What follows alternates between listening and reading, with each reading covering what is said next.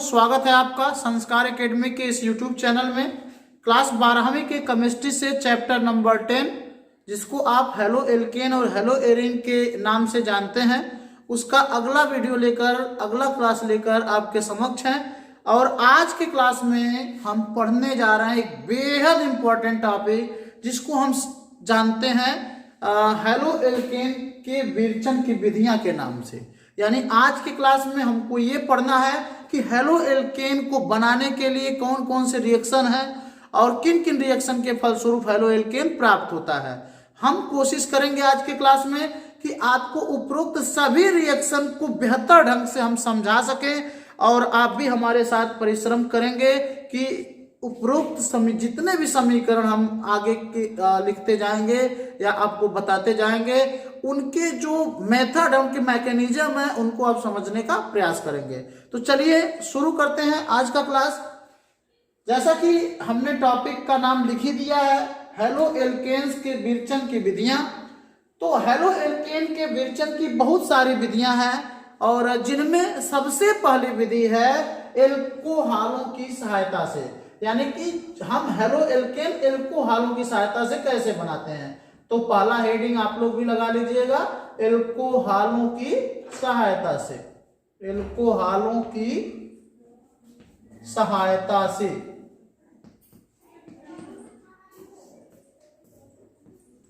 एल्कोहलों की सहायता से, ठीक है। एल्कोहलों की सहायता से भी हेलो एल्केन को बनाने की कई विधियां हैं, जिनमें से अब आप समझ सकते हो कि एल्कोहल की सहायता से भी हेलो एल्केन कई तरीके से बनाया जा सकता है, जिसमें सबसे पहला जो विधि होता है वो है हैलोजन अम्लों के साथ क्रिया। हैलोजन अम्ल के साथ क्रिया। हैलोजन अम्ल के साथ क्रिया। यानी कि इस समीकरण में हम ये पढ़ेंगे कि जब एल्कोहल हैलोजन अम्ल के साथ अभिक्रिया करता है तो क्या बनाता है। तो आइए देखते हैं। जैसे ये मान लीजिए एल्कोहल हमारा है। अब एल्कोहल का फॉर्म हमने लिख दिया। आर का मतलब क्या होता है, एल्केन समूह। पिछले क्लास में हमने पढ़ाया है, और अगर आपने पिछला क्लास नहीं पढ़ा है तो सबसे पहले मेरा सजेशन है कि इसका जो पहला क्लास है उसको आप जरूर पढ़ें, ताकि जो बेसिक नॉलेज है हेलो एल्केन के बारे में, अल्कोहल सब किसी के बारे में, वो आपको पता चल सके। तो यहाँ पे एल्केन समूह के साथ, यानी कि एल्केन से जब एक हाइड्रोजन हटाकर OH समूह जुड़ जाता है तो उसको क्या बोलते हैं, एल्कोहल बोलते हैं। तो एल्कोहल की अभिक्रिया जब हैलोजन अम्ल के साथ होता है, हैलोजन अम्ल क्या होता है, हाइड्रोजन के साथ जब हैलोजन जुड़ा होता है, कोई भी हैलोजन, यहाँ पर हम अभी हैलोजन को तो नहीं इंडिकेट कर रहे हैं, हमने हैलोजन के लिए X को इंडिकेट कर दिया है। यहाँ पर X के जगह पे फ्लोरीन, क्लोरीन, ब्रोमीन, आयोडीन कुछ भी हो सकता है। अब ये अलग बात है कि हाइड्रोजन फ्लोराइड क्रिया करेगा कि नहीं करेगा, वो तो आगे वाली बात है, लेकिन हम X से डिनोट कर रहे हैं, मतलब इसके जगह पर कोई भी हैलोजन को लिखा जा सकता है। तो यहाँ पे क्या होता है, ये जो OH समूह है इस हाइड्रोजन के साथ क्रिया करके ये H2O बना लेता है, और ये जो हैलोजन है वो R से आकर जुड़ जाता है, यानी एल्किल समूह से आकर जुड़ जाता है। और आप तो ये अच्छी तरीके से जानते हैं कि जब एल्किल समूह में हैलोजन जुड़ जाता है उसी को हम एल्किल हैलाइड बोलते हैं या हेलो एल्केन बोलते हैं। तो उम्मीद करते हैं आपको ये अभिक्रिया समझ में आई होगी। अब हमारा अगला काम है कि एग्जाम्पल के माध्यम से आपको ये अभिक्रिया हम समझाएं। तो देखिए, पहला हम ले लेते हैं एक एल्कोहल CH3OH। अब लीजिए, ये हमने क्या ले लिया, मेथेनॉल ले लिया। क्या लिया बेटा, मेथेनॉल, ठीक है। CH3 मतलब एक कार्बन का है तो मतलब मेथ, और सिंगल बॉन्ड है N, और OH जुड़ा है तो R जुड़ता है। अच्छा, मेथेनॉल की अभिक्रिया जब हाइड्रोजन ब्रोमाइड से कराई जाती है, सॉरी पहले आयोडाइड से करा लेते हैं, हाइड्रोजन आयोडाइड से कराई जाती है, ठीक है। तो हमको किसी उत्प्रेरक की आवश्यकता नहीं पड़ती है, याद रखिएगा। जब हम मेथेनॉल की अभिक्रिया हाइड्रोजन आयोडाइड से कराते हैं तो हमें किसी उत्प्रेरक की आवश्यकता नहीं पड़ती है, और ये आई जो है यानी आयोडीन जो है OH की जगह पे OH और H मिलकर H2O बना लेंगे। तो OH और H मिलकर आपका H2O बना लिए, और ये CH3 से क्या जुड़ जाएगा, ये आयोडीन जुड़ जाएगा, और यहाँ पर क्या बन जाएगा, आप तो जानते हो आयोडोमेथेन बन जाएगा, और यहाँ पे जल बन जाएगा। ठीक है, तो हम लोग वही तो पढ़ रहे हैं हेलो एल्केन को बनाने की विधि, और यहाँ पर आप देख सकते हैं कि हमारा हेलो एल्केन बनकर तैयार है। एक बार फिर से समझाते हैं, हम कोई एल्कोहल ले लेते हैं, हम तो आप यहाँ पे मेथेनॉल लिए हैं, आप चाहे तो एथेनॉल ले सकते हैं, जो भी आपका एल्कोहल लेने का मर्जी करेगा वो लीजिएगा। तो यहाँ पे कोई एल्कोहल लीजिएगा, यहाँ पे इसकी अभिक्रिया अगर हाइड्रोजन आयोडाइड से कराई जाए, जो कि एक हैलोजन अम्ल है। हैलोजन अम्ल कैसे बेटा, ये हैलोजन है, हाइड्रोजन जिसमें रहता है वो अम्ल होता है, तो हैलोजन अम्ल है। इसकी अभिक्रिया हाइड्रोजन अम्ल से कराने पे, हाइड्रोजन आयोडाइड से कराने पर ये OH और H समूह मिलकर क्या बना लेते हैं, जल बना लेते हैं, और ये आयोडीन बेटा जाकर अपना CH3 यानी एल्किल समूह से जुड़ जाता है। अच्छा, यही चीजें अगर हम CH3OH का ही अभिक्रिया हाइड्रोजन ब्रोमाइड से कराए ना, यानी कि यहाँ पे हमने क्या बदल दिया, हैलोजन को बदल दिया, तो हमको एक उत्प्रेरक की आवश्यकता पड़ेगी। हमको ये अभिक्रिया कंसंट्रेटेड यानी कि सांद्र H2SO4 की उपस्थिति में करानी पड़ेगी, याद रखिएगा।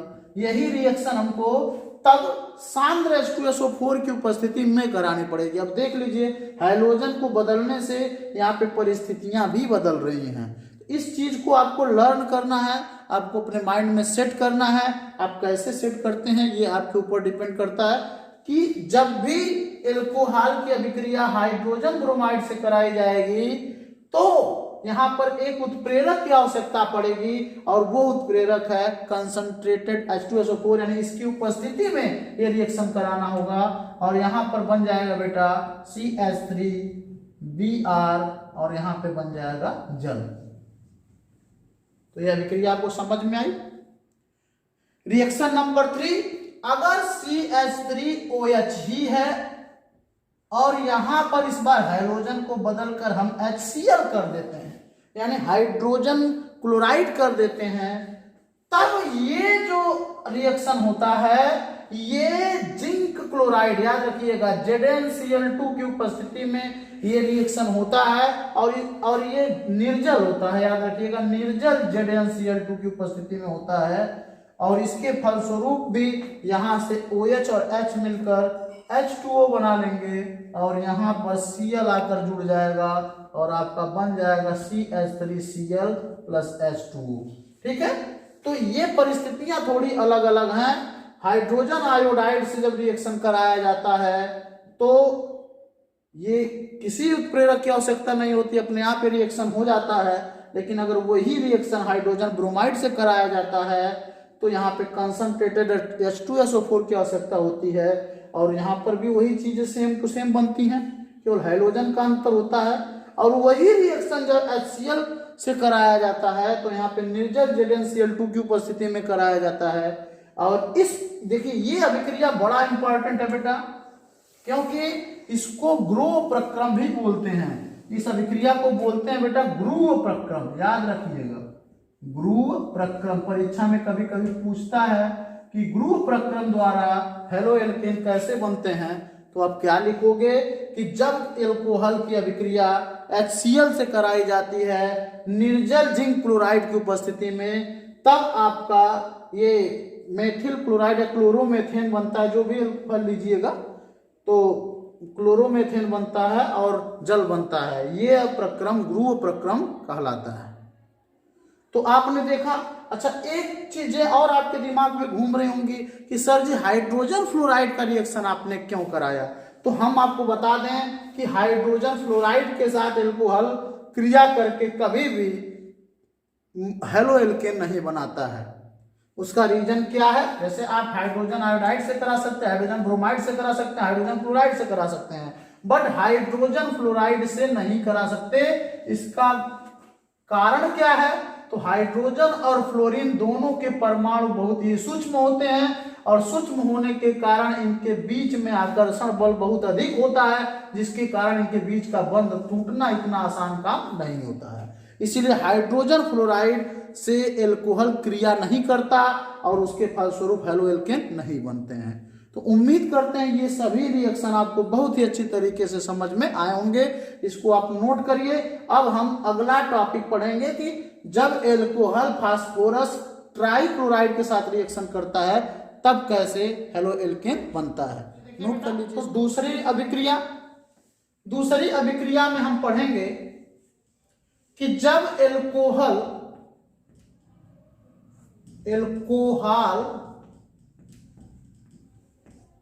रिएक्शन करता है PCl3 से, यानी कि फास्फोरस ट्राइक्लोराइड से, तब क्या बनता है, कैसे हैलो एल्केन बनता है। तो देखिए, आइए लिखते हैं इसको। मान लीजिए इसको हम मान लेते हैं ROH है, कॉमन फॉर्म ऑफ एल्कोहल, और इसकी अभिक्रिया हम कराते हैं PCl3 से। इस रिएक्शन को आप एक ट्रिक के माध्यम से भी याद कर सकते हैं। कैसे, देखिए यहां पे आपको मैं ट्रिक समझाता हूं। मान लीजिए ये R है और ये O है और इससे H जुड़ा हुआ है, ठीक। यहां पे हमारे पास एक फास्फोरस है और 3 क्लोरीन के अणु हैं, परमाणु हैं। अब हमको देखिए, हमारा जो क्लोरीन का परमाणु है वो निश्चित तौर पे R समूह से जुड़ेगा, तभी ना आपका हैलो एल्केन बनेगा। तो अगर यहां पर R से आप क्लोरीन जोड़ते हैं, यानी एल्किल समूह से क्लोरीन जोड़ते हैं, तो दिक्कत यह है बेटा कि यहां पर है 3 क्लोरीन और हमारे पास एक ही R समूह है, एल्किल समूह एक ही है। ऐसे कंडीशन में इसको 3 क्लोरीन से जोड़ने के लिए हमको यहां पे 3 अणु लेना पड़ेगा एल्कोहल के। अब जब हम 3 अणु एल्कोहल के ले लेंगे तो निश्चित तौर पे हमारे पास 3 एल्किल समूह आ जाएंगे और यहाँ पे 3 जो क्लोरीन है वो 3 एल्किल समूह से जुड़ जाएगा। यानी कि यहाँ पे जो तीनों क्लोरीन है वो इस एल्किल समूह के साथ, जो 3 हमने ले लिया है, 3 पूरे किसको, एल्कोहल को ले लिया है, तो ये 3 एल्किल समूह 3 क्लोरीन से जुड़ जाएंगे। और एक हमारा फास्फोरस है। अब एक फास्फोरस बचा हमारे पास, 3 ऑक्सीजन हो गए, क्योंकि हमने जब एल्कोहल 3 लिया तो 3 एल्किल समूह भी हो गए, 3 ऑक्सीजन भी हो गए, 3 हाइड्रोजन के भी परमाणु हो गए। तो एक फास्फोरस बचा है और 3 ऑक्सीजन बचा है और 3 हाइड्रोजन बचा है। तो ये मिलकर आपका बना लेंगे H3PO3, ये बन जाएगा। सीधी सीधी से रिएक्शन खत्म हो जाता है इस तरीके से। आइए उदाहरण के द्वारा भी इस रिएक्शन को समझते हैं। जैसे अगर हम CH3OH लेते हैं और इसकी अभिक्रिया फास्फोरस ट्राइक्लोराइड से कराते हैं, तो निश्चित तौर पे हमने जो बताया कि CH3 से Cl को जोड़ना है, तभी आपका हैलो एल्केन बनेगा। तो इसके लिए हमको इसके 3 अणु लेने पड़ेंगे, क्योंकि यहाँ पे क्लोरीन के 3 अणु हैं और यहाँ पे हमारा बन जाएगा 3CH3Cl और हमारा 3 ऑक्सीजन बचा, 3 हाइड्रोजन बचा, 1 फास्फोरस बचा, तो वो मिलकर बना लेंगे बेटा H3PO3। और इस तरीके से हमको प्राप्त हो जाता है हैलो एल्केन। तो ये भी बेहद इंपॉर्टेंट रिएक्शन है। जो अगली रिएक्शन आती है तीसरी, वो है एल्कोहल की अभिक्रिया। जो अगला अभिक्रिया आता है एल्कोहल का अभिक्रिया PCl5 से कराने पर, यानी फास्फोरस पेंटाक्लोराइड से कराने पर। तो यहां पे समझने का जरूरत है, R है, O है, H है, यानी कि एक एल्कोहल है और इसकी अभिक्रिया हमको करानी है PCl5 से। क्या बनने वाला है, इसको भी एक ट्रिक के माध्यम से समझने का प्रयास करें। ये हमारा R, ये हमारा O, ये हमारा H है, ठीक है। अब यहाँ पे निश्चित तौर पे इसको एक Cl तो देना ही पड़ेगा, हमारी मजबूरी है, तभी हमारा हैलो एल्केन बनेगा। तो 1 क्लोरीन हमने इसको दे दिया, 3 क्लोरीन, 1 फास्फोरस बचा है, वो तो ऑक्सीजन के साथ ही रहेगा, और 3 इसको दे दीजिए क्लोरीन। आप याद रखिए 3 क्लोरीन बीच वाले को देना है, 3 1 4 हो गया और 1 क्लोरीन इसको दे दीजिए, HCl बन गया। तो हमारा क्या क्या बना नोट कर लेते हैं। यहाँ पे बन गया RCl यानी कि एल्किल हैलाइड, और उसके साथ ही बन गया हमारा POCl3। क्या बन गया बेटा, POCl3। देखिए यहाँ पे POCl3 बन गया और साथ ही साथ बन गया हमारा HCl। और इस तरीके से हमको हेलो एल्केन प्राप्त हो जाते हैं। एक उदाहरण के माध्यम से इसी अभिक्रिया को समझाते हैं। जैसे हमने ले लिया एक एल्कोहल CH3OH और इसकी अभिक्रिया हमने फास्फोरस पेंटाक्लोराइड से कराया। किससे कराया बेटा? फास्फोरस पेंटाक्लोराइड से। तो वही चीजें सेम टू सेम होंगी। CH3 से एक Cl जुड़ जाएगा, यहाँ पे क्लोरोमेथेन बन जाएगा और साथ ही साथ ये एक 3 क्लोरीन, एक फास्फोरस और एक ऑक्सीजन, ये अलग होंगे, POCl3 बनेगा और इसके साथ साथ बन जाएगा बेटा हाइड्रोजन क्लोराइड HCl। तो ये भी रिएक्शन है एल्कोहल की रिएक्शन। PCl5 से कराने पर भी हमको हेलो एल्केन प्राप्त होते हैं। ये दोनों अभिक्रियाएं बेहद इंपॉर्टेंट हैं और सबसे इसमें मस्ती की बात है कि इनको हम एक ट्रिक के माध्यम से समझ सकते हैं।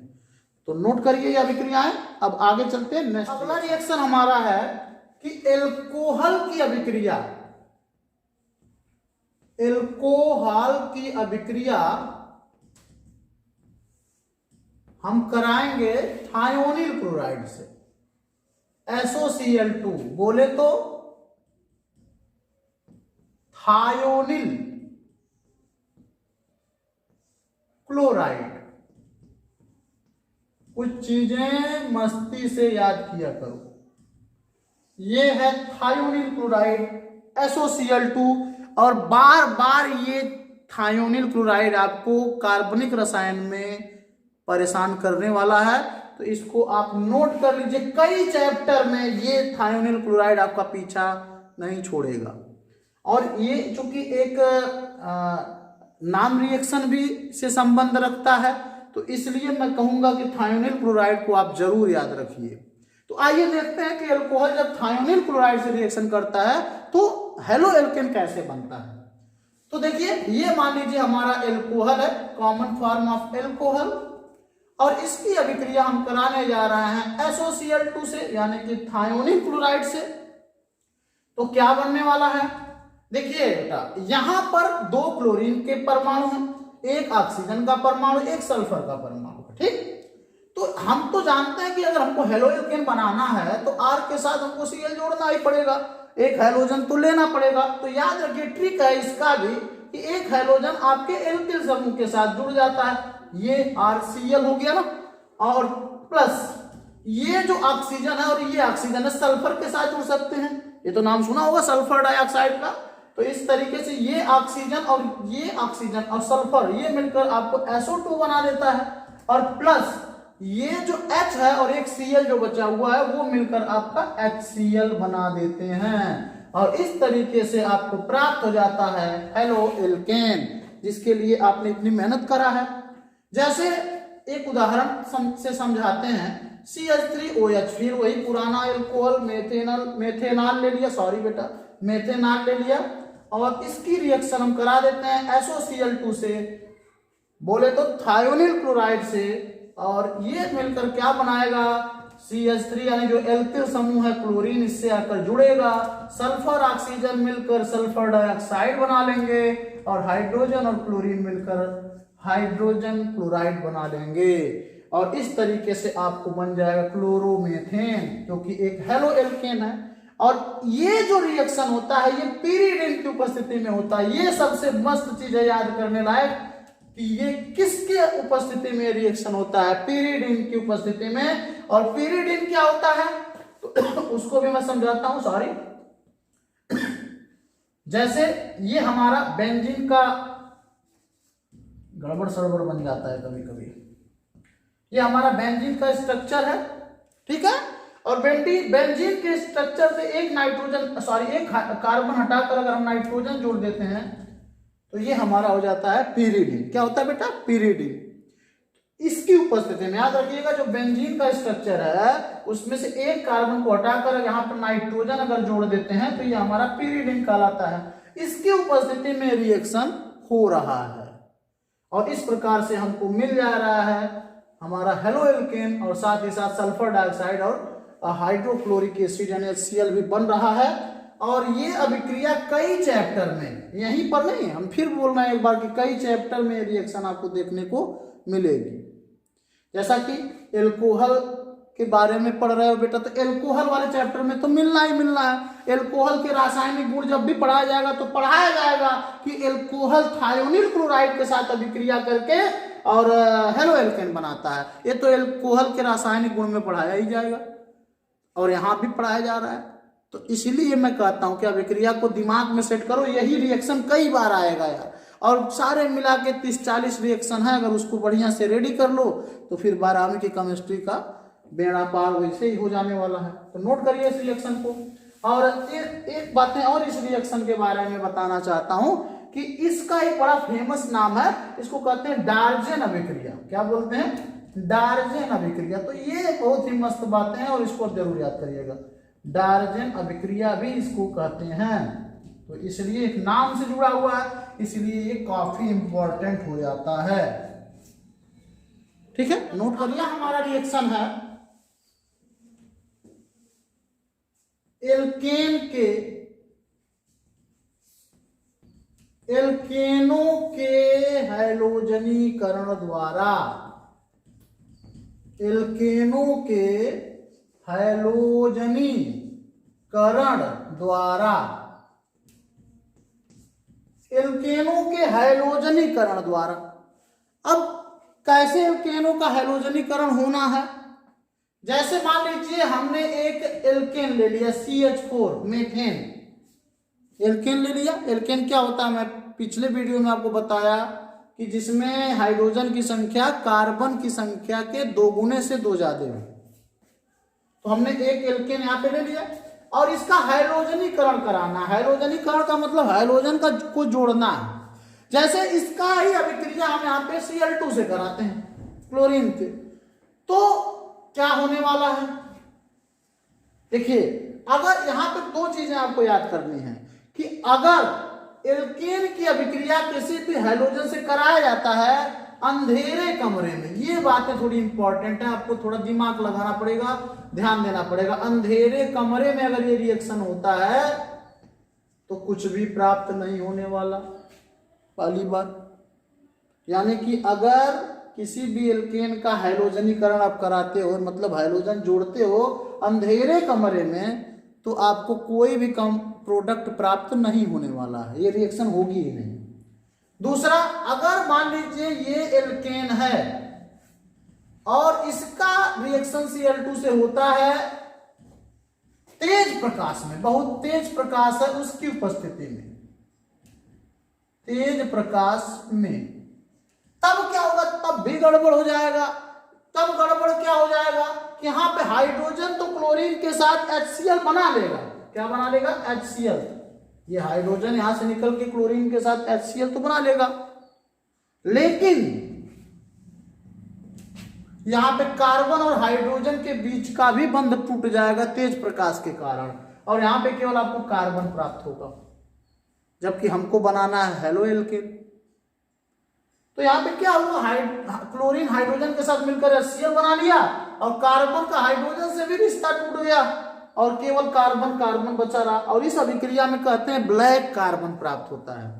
क्या प्राप्त होता है? ब्लैक कार्बन, केवल कार्बन प्राप्त होता है, जबकि हमारा उद्देश्य कार्बन प्राप्त करना बिल्कुल नहीं है, हमको तो प्राप्त करना है हेलो एल्केन। तो क्या करें? तो इसी रिएक्शन को अगर आप मंद प्रकाश में कराएंगे, मंद प्रकाश में, धीमे प्रकाश में, मंद प्रकाश में, मंद प्रकाश में, तब क्या होगा? तब जो हमारा काम है वो बनेगा ही। यहाँ पे क्लोरीन के साथ एक क्लोरीन इसके साथ आके जुड़ जाएगा एल्केन समूह के साथ, यानी CH3Cl बन जाएगा, और एक हाइड्रोजन जो यहां से निकलता है वो क्लोरीन के साथ मिलकर HCl बना लेगा, और इस तरीके से हमको हेलो एल्केन प्राप्त हो जाएगा। तो कितना दिक्कत रहा? अगर अंधेरे कमरे में कराया रिएक्शन हैलोजनीकरण तो कुछ भी प्राप्त नहीं हुआ, अगर तेज प्रकाश में करा दिया तो हाइड्रोजन और कार्बन का भी रिश्ता भंग हो गया और केवल कार्बन ब्लैक प्राप्त हुआ। और अगर यही रिएक्शन हम मंद प्रकाश में कराएंगे तब जाके हम अपने मकसद में कामयाब होंगे। यहाँ से एक हाइड्रोजन निकलेगा और Cl के साथ HCl बनाएगा, और यहाँ पे जो एल्किल समूह रह जाएगा उसके साथ क्लोरीन आकर जुड़ जाएगा, और इस तरीके से क्लोरोमेथेन बन जाएगा और हमारा काम हो जाएगा। तो ये भी एक इम्पॉर्टेंट रिएक्शन है जिसकी सहायता से हम हेलो एल्केन प्राप्त करते हैं। अगला हमारा रिएक्शन है हेलो एल्केन को प्राप्त करने के लिए उसको कहते हैं एल्कीनो द्वारा। क्या बोलते हैं? एल्कीनो द्वारा। यानी अब हम एल्कीनो द्वारा हेलो एल्केन को प्राप्त करने जा रहे हैं। तो एल्कीन क्या है? जैसे एक एल्कीन मैं ले लेता हूं CH3 CH double bond CH2। Alkene क्या होता है बेटा, पहले उसको समझ लीजिए। एल्कीन यानी कि कार्बन के चेन में अगर किसी एक जगह पर डबल बॉन्ड आ जाता है तो वो हमारा एल्कीन होता है। हाइड्रोकार्बन के चेन में जहां भी कहीं पर एक जगह डबल बॉन्ड आ गया वहां पर उसको हम एल्कीन बोलते हैं। अच्छा, दूसरा पहचान क्या है कि जो हाइड्रोजन की संख्या होगी वो कार्बन की संख्या की दुगुनी होगी। जैसे यहाँ पे कितने कार्बन है? 1 2 3 कार्बन है, तो हाइड्रोजन कितने? 6 होने चाहिए। देखिए है कि नहीं? 2 1 3 और 3 6, यानी कि ये क्या है? एल्कीन है। जो हाइड्रोजन की संख्या है वो दुगुना होना चाहिए कार्बन से। ठीक है, तो आइए देखते हैं इसका रिएक्शन हमको किससे कराना है? HBr से कराना है। किससे कराना बेटा? HBr से। क्या बनने वाला है? देखिए यहाँ पे ये बॉन्ड आपका टूटने वाला है। ये बॉन्ड यानी कि यहाँ पे जो डबल बंध है, द्विबंध है, डबल बॉन्ड है, यहाँ से ये बॉन्ड टूट जाएगा। और जैसे ये बॉन्ड टूटेगा बेटा तो CH3 CH और इसका एक बंध खाली हो जाएगा। भाई एक इलेक्ट्रॉन इसका भी खाली हो गया, एक सम विदलन हुआ, मतलब इसका इलेक्ट्रॉन इस पर चला गया, इसका इलेक्ट्रॉन इस पर चला गया। विदलन आप 11वीं में पढ़े हैं ना, यहाँ पे सम विदलन हो रहा है। सम विदलन में अपने अपने इलेक्ट्रॉन अपने पास आ जाते हैं। तो एक बंध इसका खाली हो गया और यहाँ पे चूंकि CH2 था तो एक इलेक्ट्रॉन इसके पास आया तो इसका भी एक बंध खाली हो गया। भाई दोनों मिलकर आपस में बंध बनाए थे, बंध टूट गया, दोनों का अपना अपना इलेक्ट्रॉन अपने पास आ गया और इस तरीके से एक एक बंध दोनों के खाली हो गए। ठीक है, अब इन्हीं को जाकर जुड़ना है वहां पर। एक जगह हाइड्रोजन को जाकर जुड़ना है और दूसरे जगह पे आपको ब्रोमीन को जाकर जुड़ना है। लेकिन प्रश्न ये है कि हाइड्रोजन को कहां जोड़े और ब्रोमीन को कहां जोड़े, ये प्रश्न है हमारे पास। तो इसके लिए मार्कोनिकॉव नामक एक वैज्ञानिक था, ध्यान दीजिएगा, उसका नाम था मार्कोनिकॉव। मार्कोनिकॉव का नियम। इस नियम में क्या बताया गया?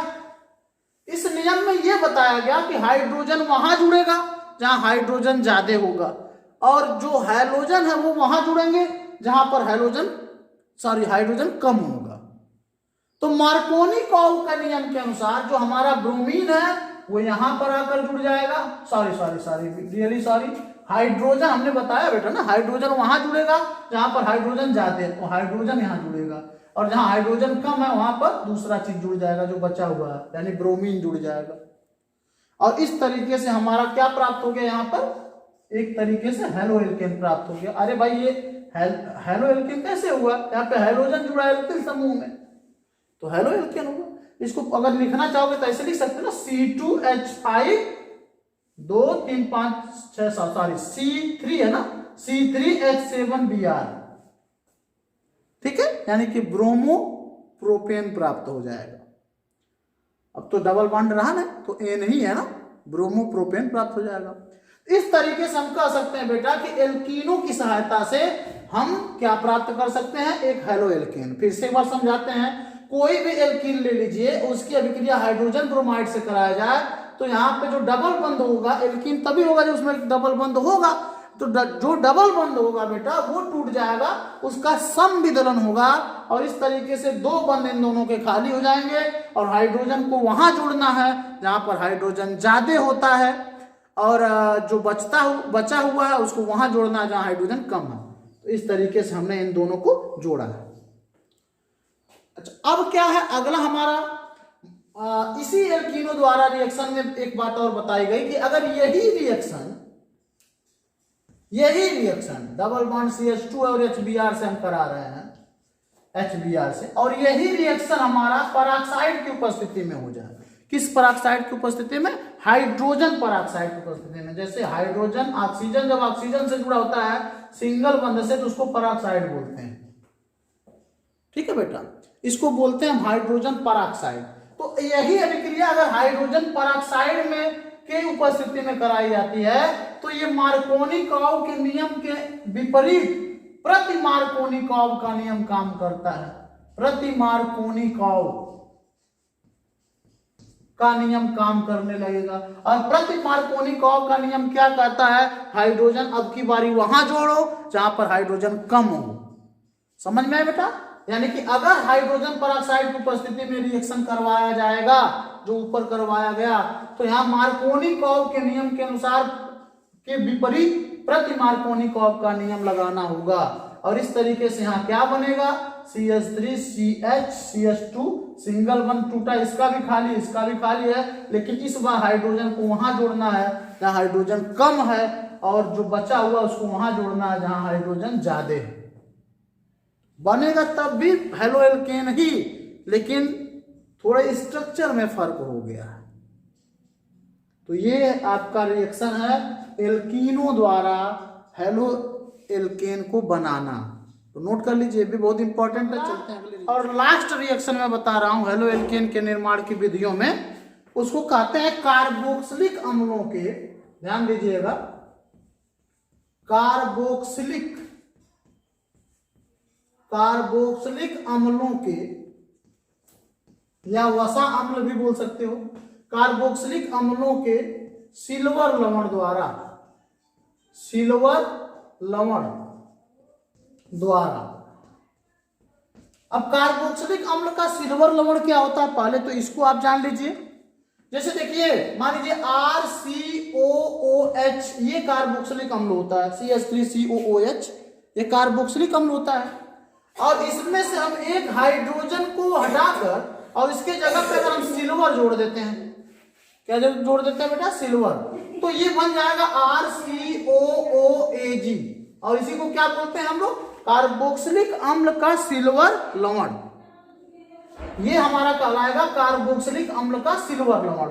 याद रखिएगा, एक हाइड्रोजन हटाना और उसके जगह पे Ag जोड़ देना, तो कार्बोक्सिलिक अम्ल का सिल्वर लवण हो गया।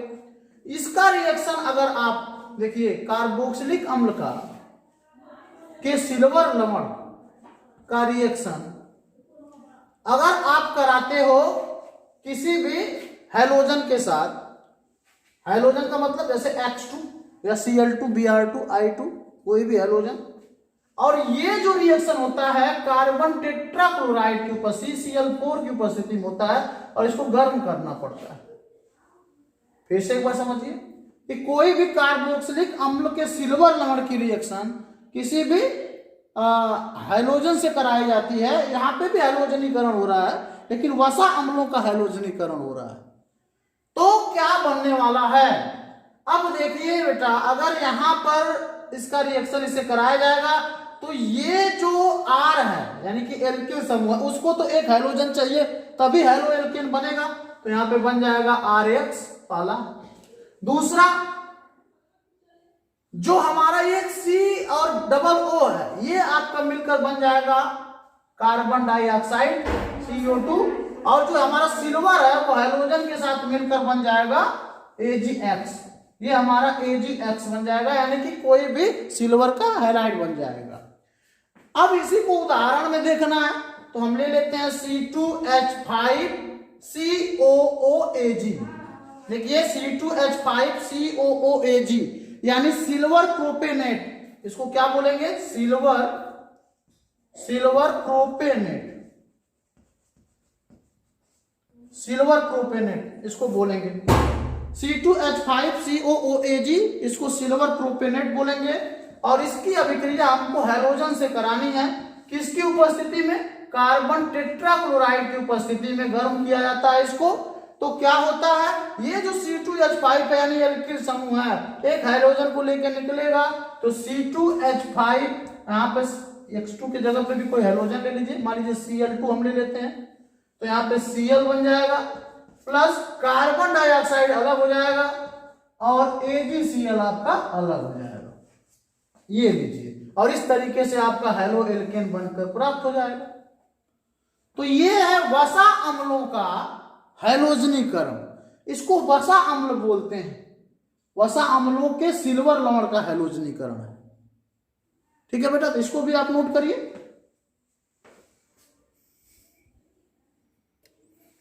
तो हो गया बेटा। तो इसमें ये जो रिएक्शन आपने पढ़ा है, इसमें एक और बहुत ही इंपॉर्टेंट बात आपको जाननी चाहिए कि अगर यहाँ पे हम क्लोरीन की सहायता से इसका हैलोजनीकरण कराते हैं तो ये बहुत कम उत्पाद देता है, यानी कि हमारा जो प्रोडक्ट बनेगा वो बहुत कम उत्पाद देता है। और अगर हम आयोडीन का यूज करते हैं यहाँ पे हैलोजनीकरण के लिए तो हमको ये एस्टर देने लगता है, तो ये भी गड़बड़ बात है। तो इसके लिए हम लोग इसकी रिएक्शन अधिकतर C2H5COOAg का रिएक्शन हम लोग अधिकतर ब्रोमीन से कराते हैं, यानी कि ब्रोमीन से हम इसका हैलोजनीकरण कराते हैं। किसके? ब्रोमीन से। तो क्या बनेगा यहाँ पे Cl नहीं Br, यहाँ पे हमने हाइड्रोजन को चेंज कर दिया है तो ब्रोमीन बन जाएगा और यहाँ पे आपको CO2 प्राप्त हो जाएगा और AgBr प्राप्त होगा। तो ये रिएक्शन हमारा ज्यादा सूटेबल होता है इसकी तुलना में, यानी क्लोरीन की तुलना में अगर ब्रोमीन लिया जाए इससे बहुत कम उत्पाद बनता है। ऐसा नहीं कि रिएक्शन नहीं होता है, होता है, बट प्रोडक्ट हमारा कम बनता है और कोई भी नहीं चाहेगा कि प्रोडक्ट कम बने। तो इसीलिए हम इसका रिएक्शन ब्रोमीन से अगर इसका हैलोजनीकरण कराते हैं तो इसी अभिक्रिया को हम लोग बोलते हैं हुंस-डिकर अभिक्रिया। तो ये भी एक बहुत ही फेमस रिएक्शन है, हुंस-डिकर रिएक्शन इसको बोलते हैं। अगर यहाँ पे Br2 लेते हैं तब हुंस-डिकर अभिक्रिया।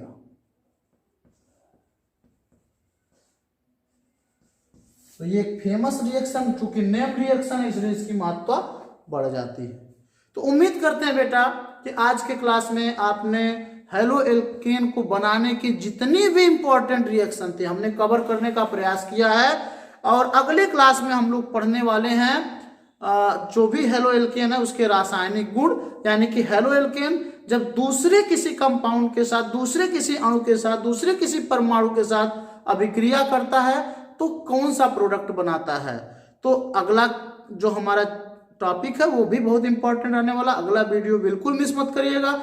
अगर हमारा ये वीडियो आपको अच्छा लगा है तो वीडियो को लाइक करें, अपने मित्रों में शेयर करें। और वीडियो के लास्ट में मैं इतना ही कहना चाहता हूं कि जब भी आप किसी चैप्टर के वीडियो को देखें तो एक सीरीज से देखें, ताकि हमारा जो लक्ष्य है, हमारे जो एम है उसमें हम भी सफल हो सकें और आप भी सफल हो सकें। वीडियो के अंत में कमेंट्स अवश्य करिएगा, उसके माध्यम से हमको ये सूचना मिलती है कि हमारे अंदर कहाँ कमियां रह जा रही हैं या कौन से और आपके सुझाव हैं।